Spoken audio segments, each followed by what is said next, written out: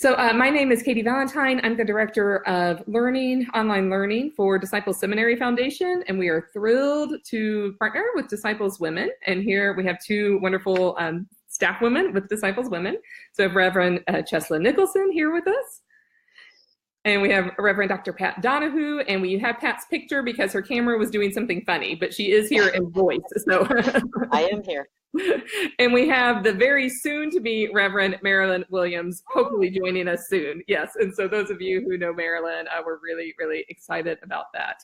So this is the webinar on 5 ways that you can find out how to empower women globally. And I can't think of more perfect women than to lead us through this process. And they, Pat and Chesla and Marilyn, have all just attended the United Nations Status on Women meeting. And so they are coming to tell us things we may not know and empower us to empower women around the world.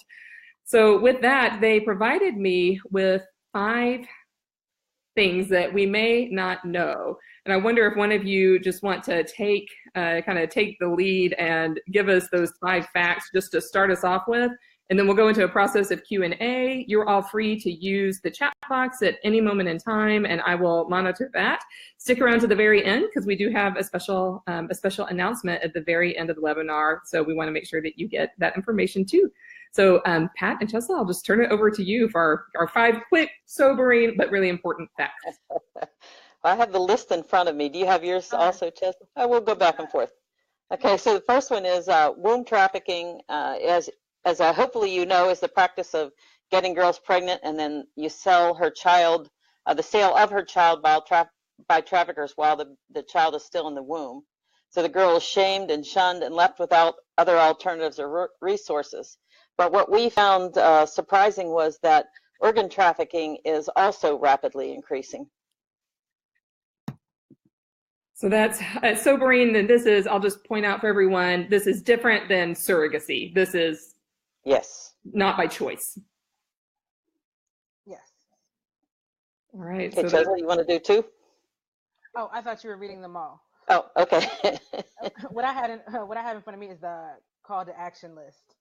Oh, okay. So number 2 then is that India still struggles with the belief and practice of human sacrifice of young girls. So the owner, for lack of a better term, will receive wealth and a boy child. They believe that sacrificing a young girl will bring them wealth and a boy child. I had no idea about that myself. Okay. And this is obviously not everyone in India, but among some populations. Correct. Okay. 68 million people have been forcibly displaced, and this is the largest number in history. 56% of them are women and girls who are excluded from decision making and are unprotected. So we know there are a lot of displaced people, but this is the largest ever. And is this by war, by conflict, by a variety of things? Yes, famine, war, yes, all those things. Okay. Number 4 is in many countries, purchasers of sexual slaves are not prosecuted based on the thought, if not for trafficked women, then nice girls might be raped because they believe that men will be men. So can you read that one more time? Yeah, it was kind of troubling.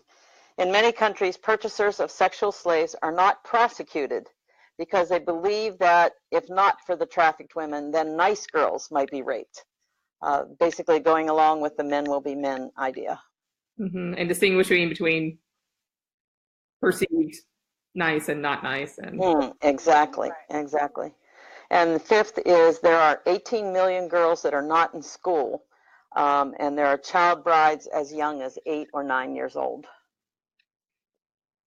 So these are, super sobering and definitely 5 things that I didn't know. And were these things that you all didn't know before the meeting as well, or maybe expanded on in the meeting? Well, a couple of them I didn't know, but certainly several of them I didn't know to that extent.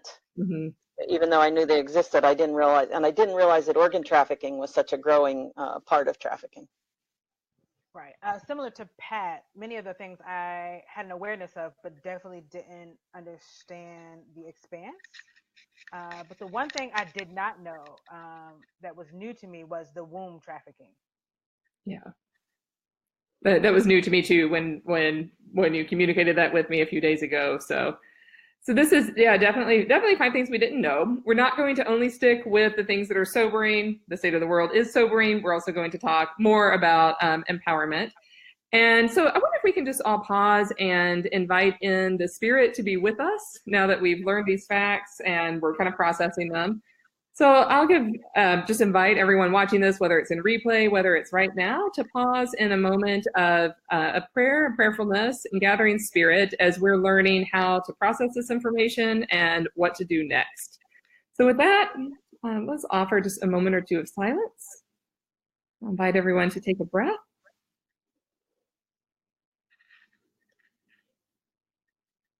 And we know that the care of women and girls around the world is indeed, at least in part, in our hands. And we pray that we might be the hands and the feet of Christ. Amen. Amen. Wonderful. So we would love to hear from both of you about why you were at the meeting and just what this process was like for you personally, for you as disciples, women, staff, and leaders. And Chesla, may I just begin with you? Yes. So we were there because we were invited. We accepted the invitation, or I will speak for myself, because I had not even heard of this meeting until I met one of the women who is on staff at the Cuban Council of Churches. And one of the first things she asked after our group conversation is if I would be at this meeting. Mm-hmm. And I was like, what meeting? I don't know. I literally had to Google it.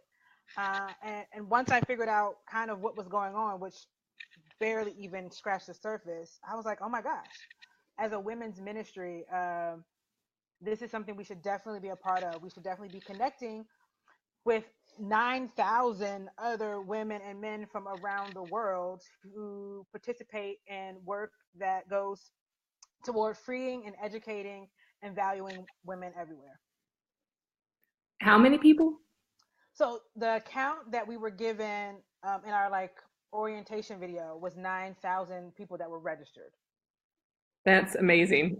Amazing. Yes. Pat, what about you? What was the experience like?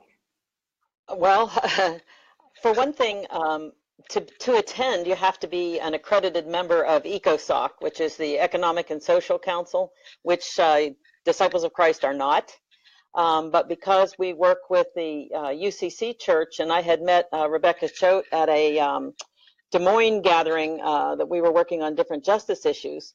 So when she got her invitation, she extended it to us that we could go under their accreditation because we're a sister church. But to even have the opportunity to go and listen to all these voices on the Commission on the Status of Women was it was humbling. And to find out how much the NGOs are counted on to shape the global policy for women's empowerment and equality, that they really count on the NGOs to be part of this process, even though it's separate from the representatives that come from each country and meet in the plenary session. It's a huge event. As Chesla said, 9,000 people. There were 6 opportunities a day for 10 days. There were multiple opportunities during those 6 times a day. So there were over 400 opportunities to hear women around the world talk about what needs to be done as well as what's already happening. So it was overwhelming, but it was amazing. We tried to take in as much as we possibly could. That is amazing, just even those sheer numbers, and how wonderful that many people are gathering about women. Exactly. Yeah, exactly. About the status of women. So, and how long were you there for? We were there 2 weeks, but there were actually 10 days of meetings. Okay. Yeah, we started and then we were there the weekend rather than coming back and going again. Yeah. Gotcha. Okay. So out of 9,000 people and all the opportunities every day and everything that you did experience and learn, we would love to hear, one story that is sticking with you the most. Like what's one thing that's just standing out to you now? I know there's so many that you could tell. We'll have those opportunities later on too. So Pat, maybe we can begin with you and then go to Chesla. Okay. Right. One of the group discussions I was in, one of the women who spoke was a trafficking victim for 12 years. from the age of 12 to 24 years of age. And basically she got lured in, which is the common way, you know, just kind of didn't realize what was happening to her. And then she was taken from her home, which I believe was the Midwest, and taken to New York City. Of course, she knew no one there. She really didn't even understand what was happening to her at first. They got her hooked on drugs, of course, which is a common thing. And she said often people ask her why she didn't just leave. And she wanted us to understand that victims become dependent on their traffickers, basically for everything, and sometimes even become loyal to traffickers. Her issue was that she suffered from something called Stockholm Syndrome. It's where you basically build a relationship with your captor, and you start to, you know, form an alliance with them, and you start to defend them, so that even when they're rescued, they won't tell the police, you know, what's happened to them. You know, they won't testify against them. So she had a lot of issues with that being able to separate herself from that. And then she told us that roughly 8% of trafficking victims have this same experience. And some call it capture bonding, but it's the same thing where you kind of build this relationship with your captor, and so you don't find your way out. And then she said that one of the problems she had was that once she was out, she started to question herself about, how could I be so stupid to fall for this? And so she was really concerned about how often that happens to women, that they blame themselves, you know, they deserved it, they did it to themselves. And for her, the healing and recovery, she said, are the most difficult parts of the whole process, because it's not a one size fits all. You know, everybody has different issues, and a lot of healing comes from, you know, intimacy and touching. And she said, you know, a lot of them just don't want to be touched. You know, they don't want that intimate bond. And she encouraged us to remember that we need more men to speak against trafficking, explaining that men, of course, are the primary consumers of pornography, trafficking, and domestic violence. So she basically wants them to encourage each other not to procure services, and to teach their sons respect for women. That is very powerful. And that cycle of shame and injury that you described is really, it's intangible but very real. Absolutely. Yeah, that she experienced. So that's, I think, something we can all really be aware of. Yeah, thank you for that. Chesla, what about you? So one of the stories that gave me hope, in the midst of all of the stories that are tragic in many ways, a group of high school students in California heard about like some kind of like random like sex ed / consent training that was happening near them. So they found their ways in that training, and then from that they hooked up with the presenter, and they began a consent training group, like in their high school. And so she said they have now done 3. So like the high school students teach consent to the other high school students, and they're and only the high school students teach the high school students. So they have an advisor, of course, but they talked about how it's easier to understand from your peer. It's easier to ask difficult questions, and while they have an advisor, they work a lot towards speaking the language of their peers, and they're working towards making this a like regional thing, and a ongoing thing. They want to be able to teach the students in the grade below them, so that they can then become the ones who tour and teach, and then so on. So this is not, once they graduate, it all falls apart. But they want this to be something that becomes essentially part of the curriculum, but that is a peer taught class. And so for women, this is addressing vulnerability and, I mean, obviously health of women all around, right? Consent, yeah. So it's so the title of this workshop was consent in college and high school, and how do we teach it? And it was about empowering each other, literally learning what consent is, literally learning to ask, literally learning to stop, literally learning like about all the nuances, and not just around sex, but just around life in general. And of course, it was girls who started it. So they're learning leadership skills. They're learning business skills and planning and strategic planning. They're learning how to make proposals to authority figures to be sure that they can do this. They're learning public speaking skills, and all the things that make them less vulnerable. And as a part of this, they also have been more engaged communally. And they mentioned, going to city council for one thing or another. I can't remember exactly what the thing was that they were fighting against, but they have become much more aware about what's happening in their communities and how it affects them, but not just them, how it affects other people. They've become much more aware of all kinds of oppression, and then how to fight against that. And these are all things that make them less vulnerable. Yeah, and paying it forward for all these other people too. That's amazing. I want to know where these students are. I'm in California. Yeah, I can look it up. Yeah, I thought that was and it actually speaks to one of the things a group of survivors said is one of their major calls to action when people ask is lift other people up, pay attention to the children, and support the things that they're doing.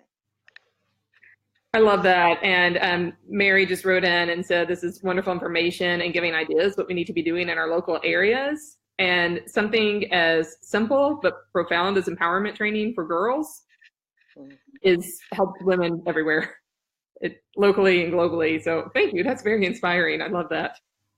I love that story. So we're going to be asking you now for an update on the status of women worldwide. And that was the topic of the meeting. And obviously that's a huge, huge thing to cover. And you've covered a lot already in the 5 facts we had at the very beginning and just with the 2 stories that you just told. And I imagine that all 3 of you, Marilyn's spirit,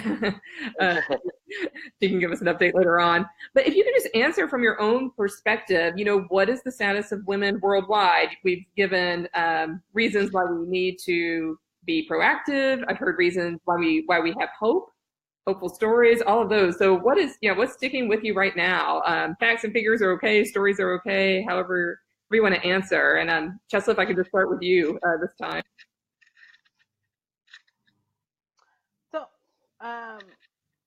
In a general sense, the status of women is, how would I describe it? Cautiously hopeful. There are a lot of terrible things happening. There are girls who have created a fun video about their need for clean washrooms in public. For where they live, because they literally cannot go to the bathroom in public because there's no place for them to go.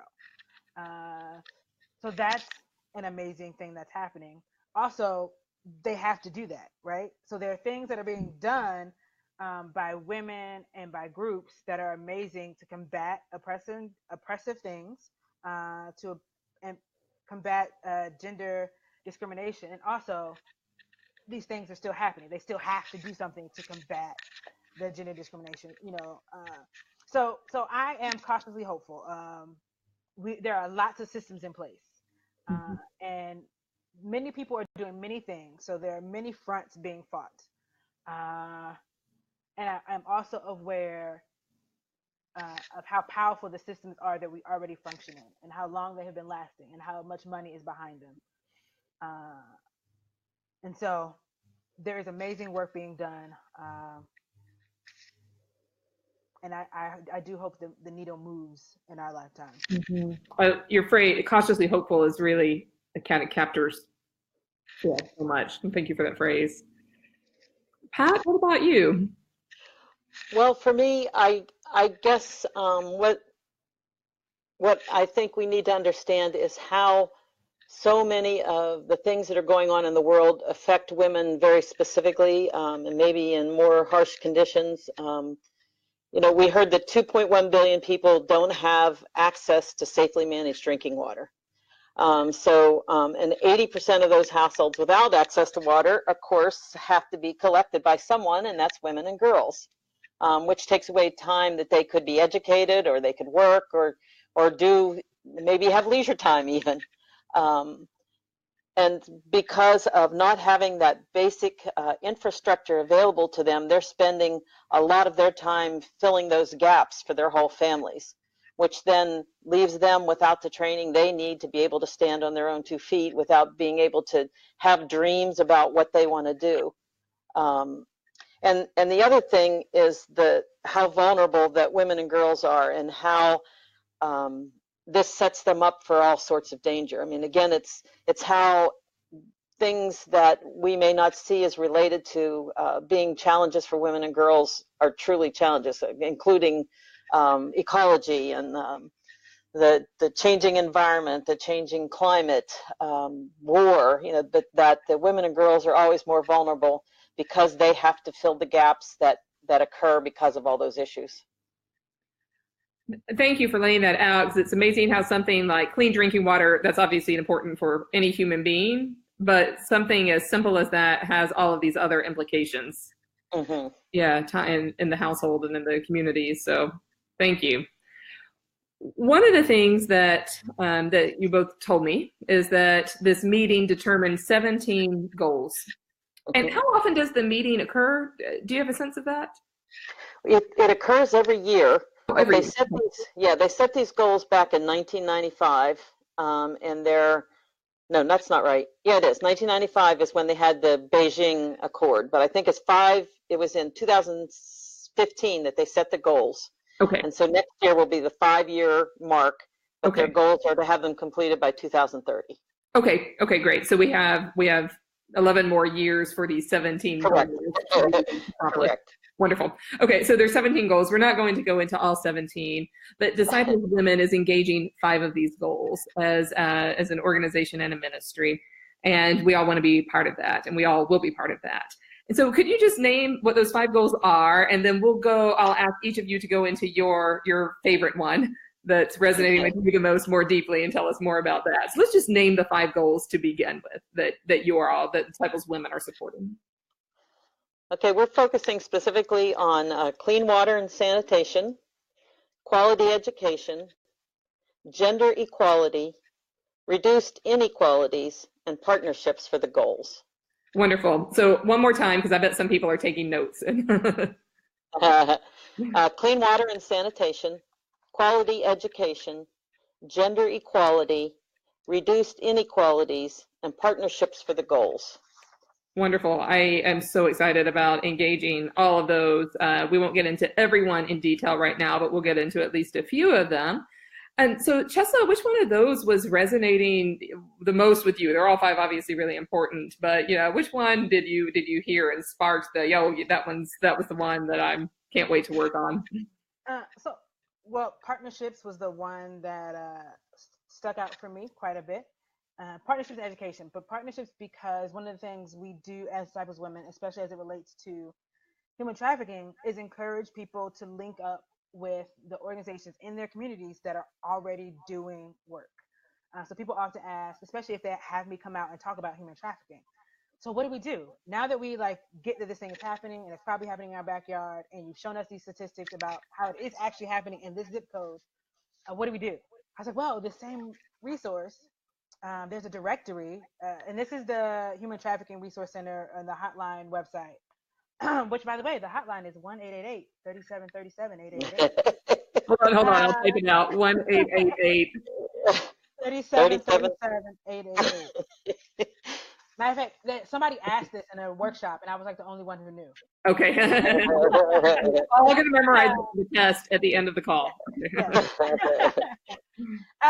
So one of the things that often happens, especially amongst the church and amongst organizations that are fighting a big, pervasive evil, quite frankly, is we all fractured into little parts, and we all start repeating things that we think should happen, as opposed to having conversations with the people who are directly affected, and with organizations that are already doing work. So if there's an organization in your city that is already offering, let's say they constantly offer toiletries to this particular center that is a transitional space for women who have survived human trafficking. All the churches in your region do not need to be collecting toiletries. Find out what else do they need. Talk to them, build relationships with them, help to create transitional work or communities of faith. Give them space that's non-judgmental. Figure out what are the other things. So part of partnering is being able to be more effective in the way we do our work. I love that. And I just typed into the chat box, and I would actually love to hear from all of the attendees. How many of you have felt hopeless in the face of a big problem? Like you're like, I don't have the resources to fix all of this. And what I'm hearing from Chesla is, indeed, you don't. No one does. That's why we have partnerships. In fact, you don't have to fix it all on your own. And I certainly felt like that before, and it makes me want to do nothing. Yep. But Christ is calling us to be in partnership.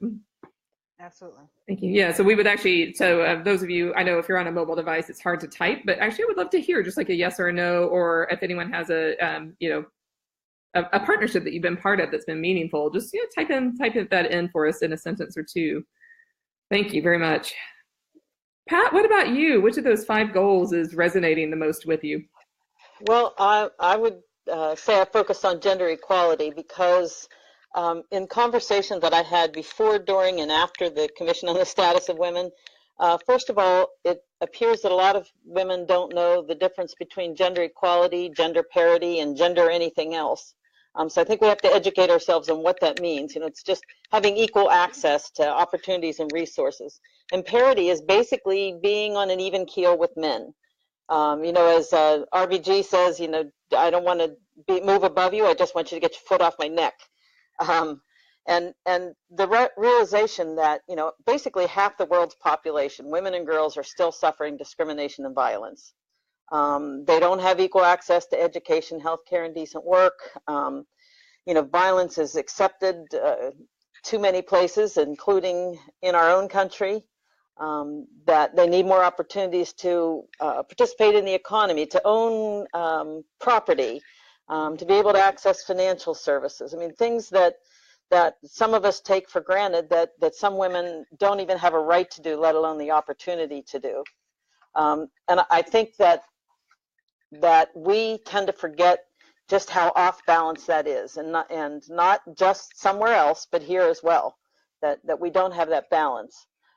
For instance, this week there's a vote on HR 1585, which is the reauthorization of the Violence Against Women Act.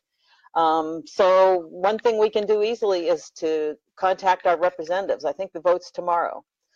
So sometime tomorrow, contact your representative and tell them you want that reauthorized and don't want it to water it down.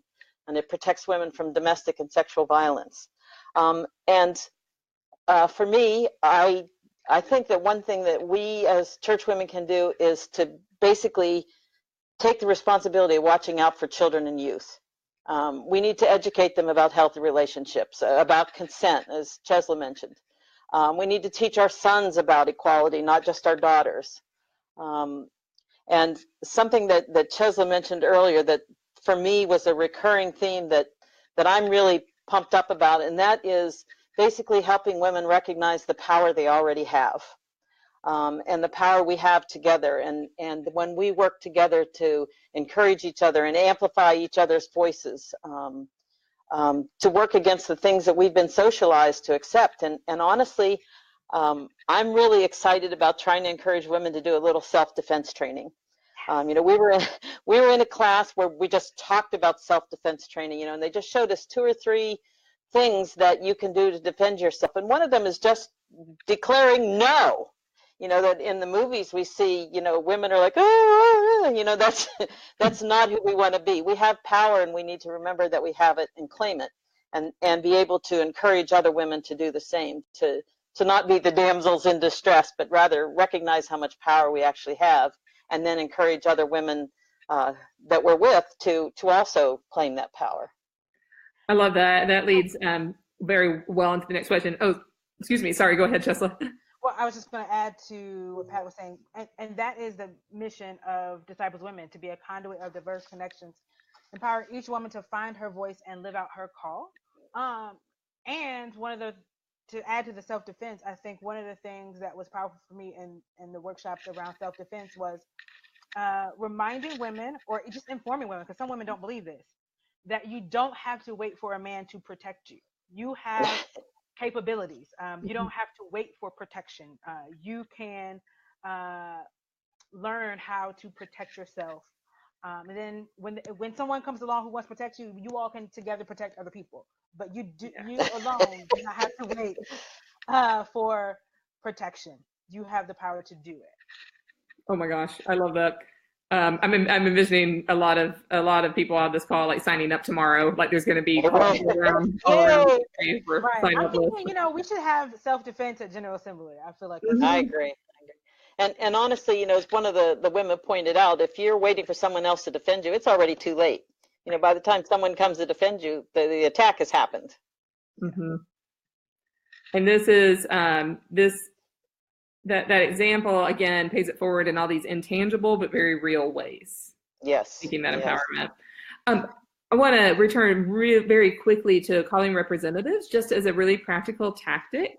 From people I know who have worked in constituency offices, which I never have, in legislative offices, they have told me that the most effective way to call your legislators is to say, just call and say, this is who I am, this is where I live, you are my representative.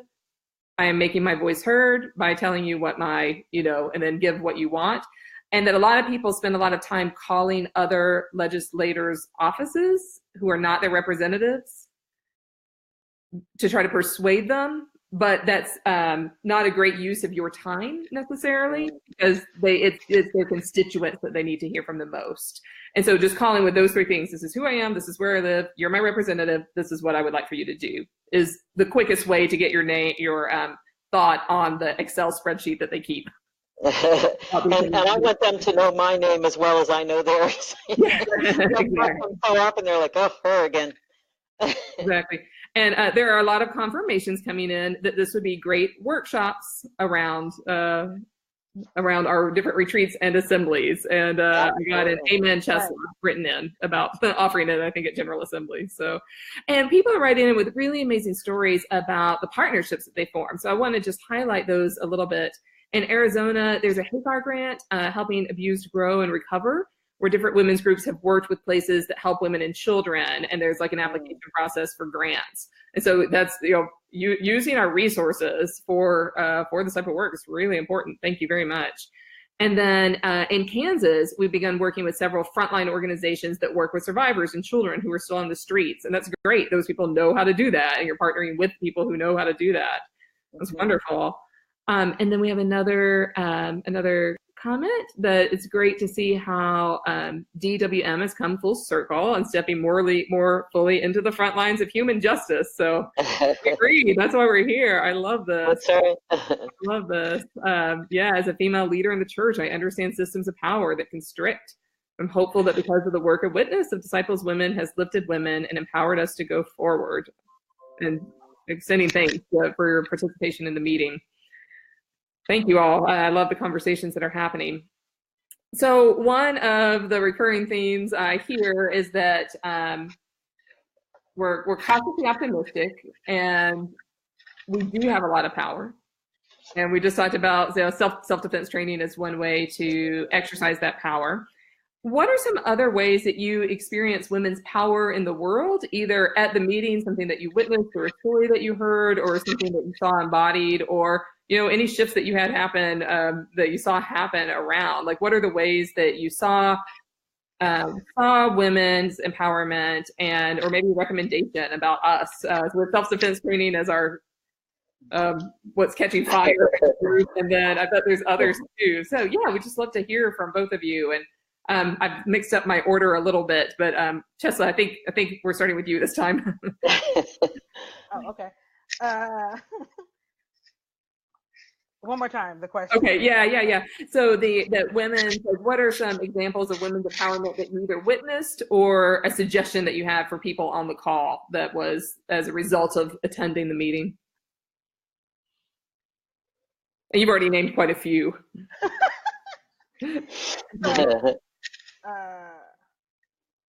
What did I witness that was empowering, or women empowering each other? Is that what you said? Mm-hmm. Okay. So in one of my workshops, there was group work, and we had to. And each group was women from, of course, all over the world, different NGOs, different countries. And we had to choose one topic to focus on, and we had to figure out how we would create some type of commercial, some creative commercial to combat that issue, or to people thinking about that issue. And what I saw in that group was every time there was one person in the group that would contradict the other person almost every time she spoke something. Mm-hmm. And so, quite frankly, there was an Asian woman who had an idea, and every time she said something, a white woman would contradict her or cut her off. And what happened, in no formal way, and not very dramatically, but what happened was all the other women in the group simply began to pay more attention to the Asian woman, as a way of saying, you don't get to. This is not the place where we contradict. We may disagree.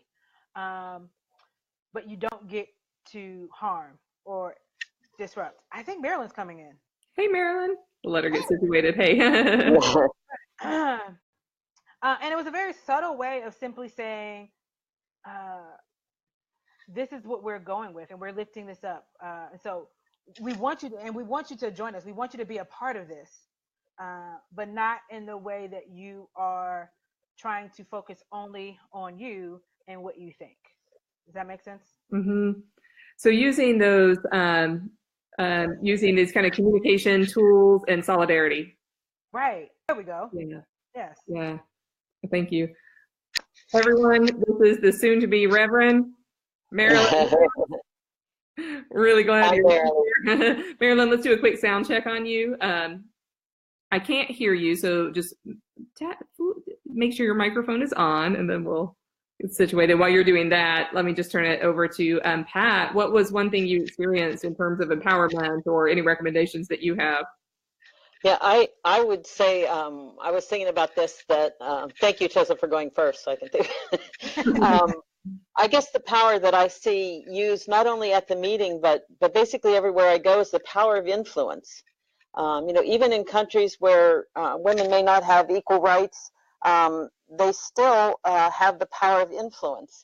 And sometimes for us, it might be sitting in a meeting where you come up with this great idea that everybody ignores until someone, male, says it, and then suddenly it's a great idea. Mm-hmm. So you've influenced the movement, but sometimes it's worth biting your tongue and not worrying about taking the credit just to make sure the idea goes forward. So that the influence happens. And the women who went to the Congo with the woman to woman, the women in the Congo basically boycotted all of their tasks at home until the men assured the safety that the woman to woman delegation was safely on to the next country.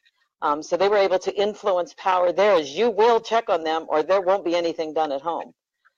So women everywhere have the power of influence. We have the influence through our vote. And a term that I learned, and this is new to me, maybe you all know it, is mamisma. I don't know if you're familiar with that term. It's and I'll type it in. MAMISMA.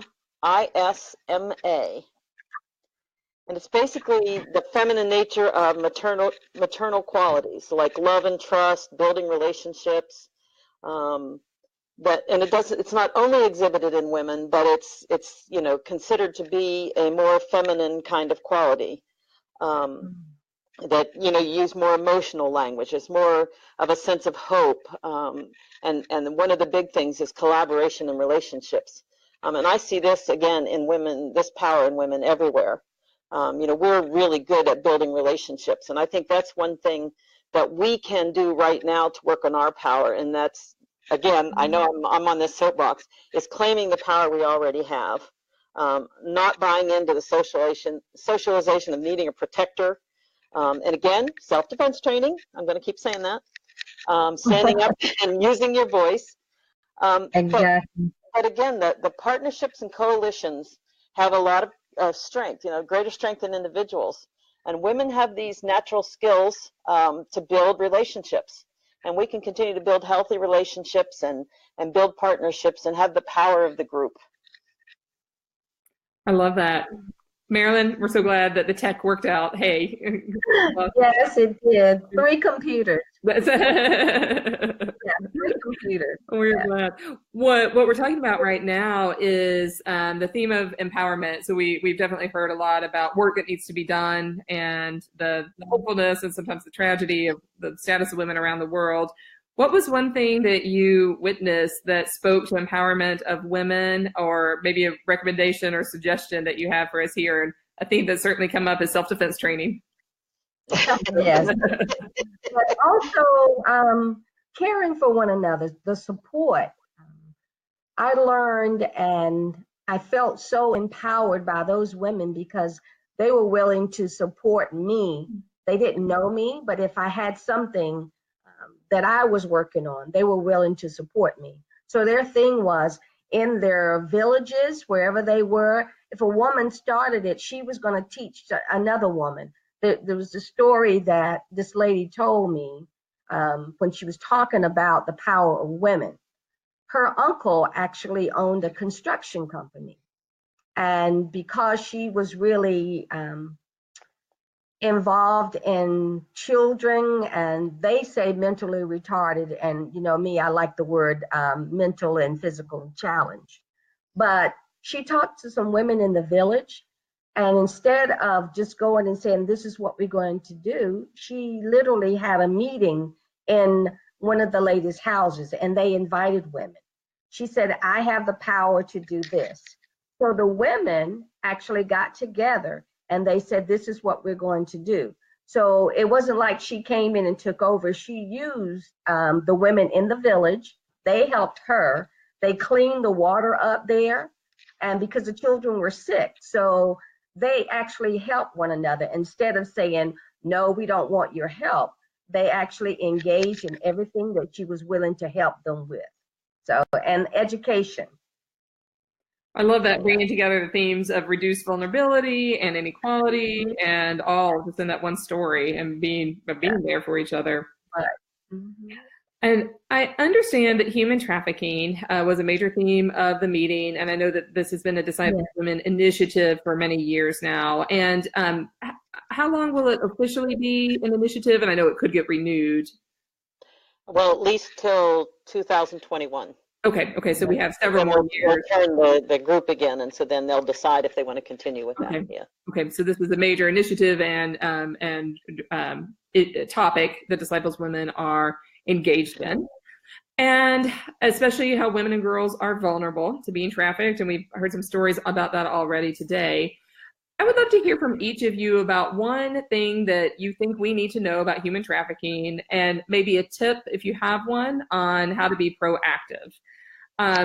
Feel free to discuss this in any way that makes the most sense for you. Chesla has given us the number. You will all be quizzed on that at the end of it. Make sure you're programming it into your phone.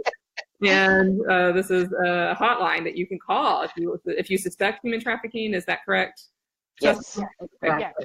You can also get resources and materials from them. Okay, wonderful. Yeah, so since this is it's a women's issue, it's a Disciples women's issue, it's a human issue.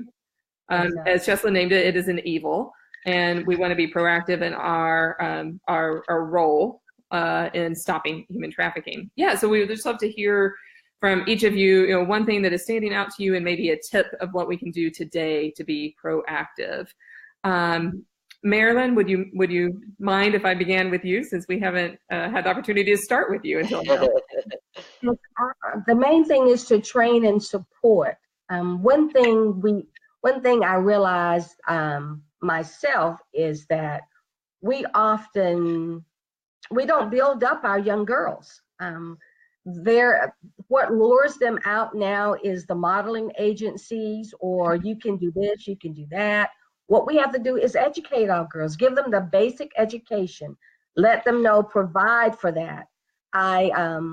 If I work in a restaurant, and you can tell if a young lady is being trafficked or not, because, well, I'm working so I can pay for my books in school. But what we need to do is be a mentor to young ladies. And if this is what you're trying to do, and then help. I believe that the ongoing word for me is empowerment. We just need to just empower women. Yes, you can do this. Young girls, you can do this. We need to train and support them and help them find their voice. The word empowerment just kept sticking out to me through this whole convention, the whole program that we were doing. And it reminded me of Disciple Women.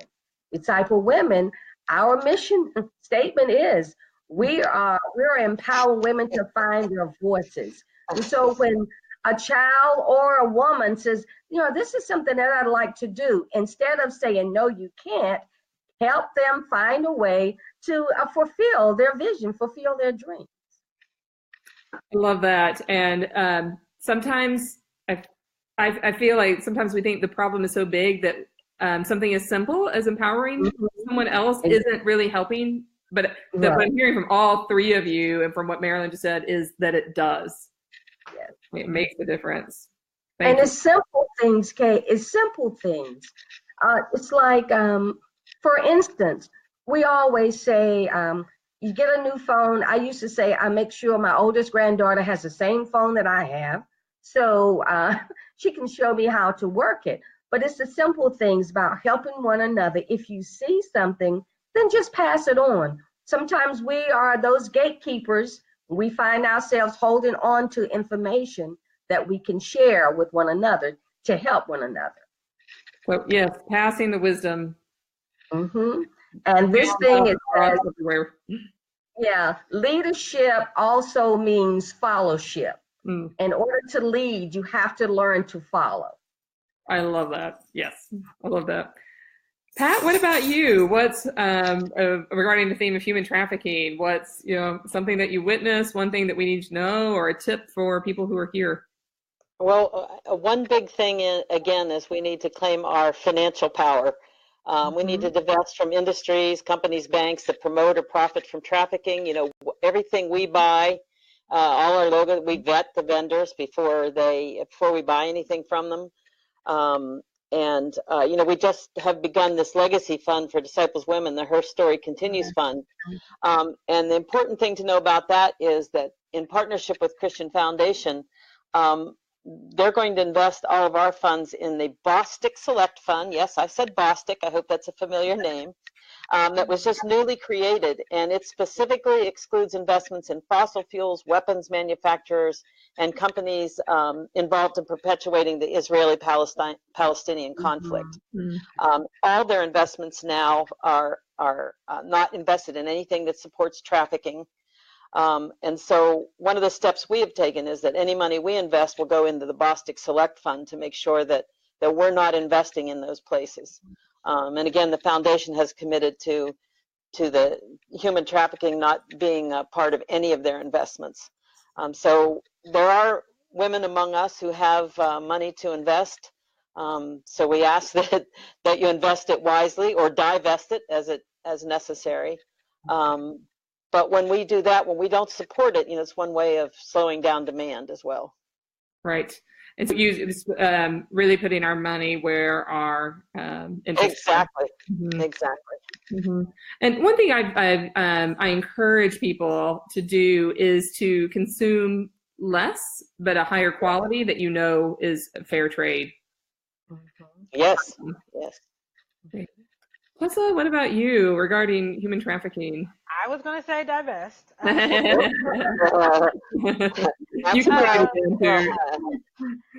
Just because that's the most difficult one and the one that would have the most impact from the beginning, right? The one, if we divested from all the things and companies that support human trafficking, there would automatically be less.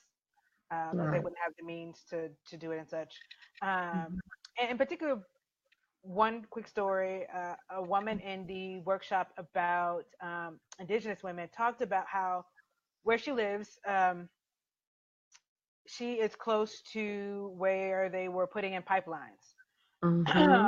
And these huge companies, right, would bring in workers, 99.9% men, and they would like have these camps where they lived while they were working on that part of the pipeline. And she hooked up with a social worker who went to the camp to go get girls because the company bought girls for the men. And while she was there, she found a 6-year-old running around naked who had clearly been repeatedly abused. And the company that they work for, the company that's building these pipelines, that's destroying the land, destroying people in the process, the company pays for the young girls, for these men, to help satisfy them and keep them on the job. So that's one of the reasons why we have to divest.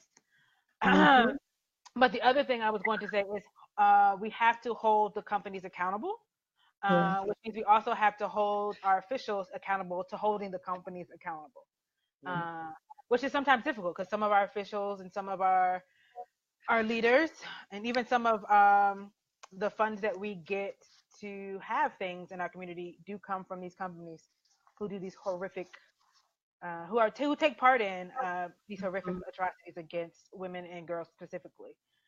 So I echo divesting, and I also will include holding companies, perpetrators accountable, as well as holding our officials accountable. Thank you. And one of the things I'll offer too is making sure that everyone here on this call also has really sustainable spiritual practices to help them. Yes. It's hard. It's hard stuff. It's really hard stuff, right? We need that spiritual, we need sisterhood too to. Absolutely. Right. And that's it, sisterhood. Because we find sometimes that our sisters are the perpetrators, and they are the one that are enticing younger women to do this. Well, come, let me show you this. So we literally have to advocate. We have to train and empower. We are the ones that have to advocate for our own selves. And if we don't do it, it's not going to get done. I was in one meeting and we had some men that were there that were advocates for us, but it is going to take women. We have to make a stand. We are strong. We have a lot of power, and we have to start doing that. And we do that also through our elected officials. We can do this, and we hold them accountable for what they're there for. Call them. And I know sometimes you say a phone call, but if you constantly call, you constantly texting, the message will get there and something will happen. So we just have to stand together. Thank you. We have one final question, and then I want everyone stick around after the final question because we do have a special opportunity that we want to share with everyone that I'm really, really excited about. So the final question: what is your biggest takeaway from the meeting? And Pat, may I begin with you? Sure. My biggest takeaway is that women are amazing and powerful, that we see women helping themselves and other women all across the globe. And again, I know this is a common theme, but when we form coalitions and partnerships, we're stronger. When we ignore all the differences that we sometimes see as barriers or hindrances, we can do amazing work together. We can improve lives of people all over the world. One woman shared that 8 out of 10 people across the world are people of faith. And then she challenged us with this question: if we are doing our job, why is there so much suffering? So for me, it's a reminder that our job is to recognize and address the suffering in the world. And we still have a lot of work to do. We see a lot of things happening, but there's a lot to do. So our job as people of faith is not to huddle in our corner of the world and protect ourselves, but to reach out and work together to address suffering all over the globe. Thank you. I love that. Marilyn, what about you? What was your biggest takeaway? My biggest takeaway was, yes, women are strong and we stand together. But if we don't invite the men into some of these meetings, into some of these sessions, we need the men on our side in order to promote everything that we're fighting for. So with them involved in helping us get through this, if we have no demand, then we're done with everything. But the biggest thing is for me is just sisterhood. These women all over the globe, I mean, 400 events, mainly for fighting against human trafficking and fighting for gender equality. My biggest takeaway was women are on the move and we lead and we have power. I love it. Thank you. And Chesla, what about you? What's your biggest takeaway? Well, two. One is takeaways. One is when we are speaking with survivors and we have them come and speak, or when we're talking about empowerment, we also have to put action behind that, right? Yes. And one of those ways that a survivor talked about was, and we need to think about this not just for survivors, but for women in general. When we ask them to do something, pay them. If you're asking a survivor to come speak to your congregation or to share with you their story so you can do whatever, so people can know, pay them for their time. If you're saying let's empower women and you have the ability to create jobs or create safe space, do that. Do those things. Don't just talk about it. Do the actual work. And then the other takeaway was, we're not alone. Yes. None of us are alone in the work. It's not just you and Jesus in the corner praying it away, but it's you and Jesus and 9,000 other people. 9,000 women. And all the organizations and churches and communities that they represent are all doing this work. I'd like to add to what Chesla said, and this was something we've talked about a lot, and that is that when you do ask a survivor to come and listen and speak, listen to what she has to say. Don't try to fix her, don't try to correct her, don't try to straighten out her story, but listen to what she's talking about. And then, as Chesla said, do something about that. Awesome. I love it. Thank you all so much. This is so important. I'm so thrilled that you all said yes to this invitation and to this calling. And I want to, for everyone who's stuck around, and I know there are some men here too, and thank you to the men who are here as advocates. Thank you to all the women who are becoming even more empowered and empowering others as we do this together. One of the things that we've been in conversation with and we're really excited about is to actually offer you a course where we talk about these the 5 initiatives that Disciples Women will be supporting and growing and developing and learning about over the next several years until, when is the deadline? 2030. Thank you, 2030 for the 17 goals. We have a lot of figures, yes. Exactly. I do. Oh, I love my pen on, but you can't see my pen. Beautiful segue. So I am actually publishing a link right now. So we're going to be offering a course, and this will be guided and facilitated by Pat, who is here with us. And it's 5 ways for women to empower women globally. So if this is something that has appealed to you, just click on the link. We are offering this for you guys at a special rate right now. It's $37. The value is unbelievable. It's 5 hours with Pat to learn about each of these initiatives. We're going to learn about 1 initiative a day. So concrete steps that you can take, that you can become empowered yourself, where you can empower other people. We'll talk about clean water, gender equality, reducing vulnerability, forming partnerships, all of those things that we've talked about today in more detail. So today we've only had an hour together, but here we'll have 5 hours to develop this. And it's our expectation that you'll take this information and go out and empower others. Yes. And so this is the proceeds of this benefit both DSF, they benefit Disciples Women. We are all invested in investing humans. like all of you. And I think this is a great investment of a relatively little amount of money. So we'd love to have you on board. So you can just click add to cart. It'll take you to our site. You have to register. Don't let typing your first name, your last name, and your email into the registration box deter you from just going ahead and signing up today. It'll only take you 3 seconds. And then it takes you through a PayPal checkout, but you don't have to have PayPal to actually check out. You can just check out with a credit card.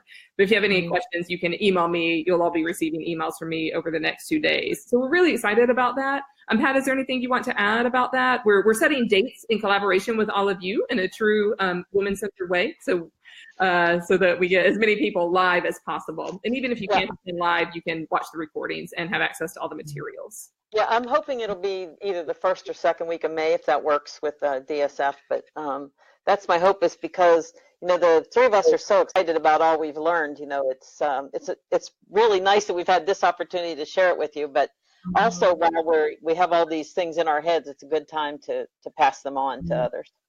Yes, and for everyone who's here, the momentum is really high right now, so I really want to draw on that momentum, because you're learning it now, and then in a month from now you can really cement it in your souls and your spirits.